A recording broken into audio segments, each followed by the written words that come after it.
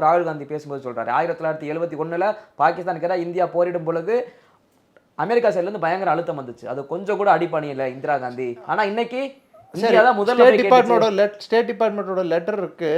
இந்திரா காந்தி நிக்சனிடம் நீங்கள் இதில் தலையிட்டு இந்த பாகிஸ்தான் போர், எங்களுக்கும் பாகிஸ்தானுக்கு வரக்கூடிய போர், பங்களாதேஷ் பிரச்சனையை நீங்க நிறுத்துங்கன்னு சொல்லிட்டு இந்திரா காந்தி ஏன் மன்றாடினார் நிக்சனிடம்?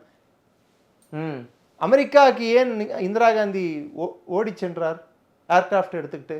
இன்ஃபேக்ட் அந்த அம்மா மீட் பண்றதுக்கு கூட நிக்சன் ரெடியா இல்லை.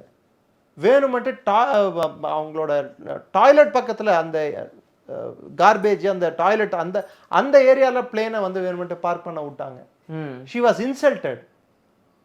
அவரை தரக்குறைவாக, இந்திய பிரதமரை தரக்குறைவாக நிக்சன் பேசினான். அன்றைய அமெரிக்க ஜனாதிபதி வாட்டர்கேட் ஸ்கேண்டலில் அமெரிக்கர்களால் தூக்கி எறியப்பட்ட நிக்சன், இந்திய பிரதமர் இந்திரா காந்தியை ஏன் அப்படி பேசினான்?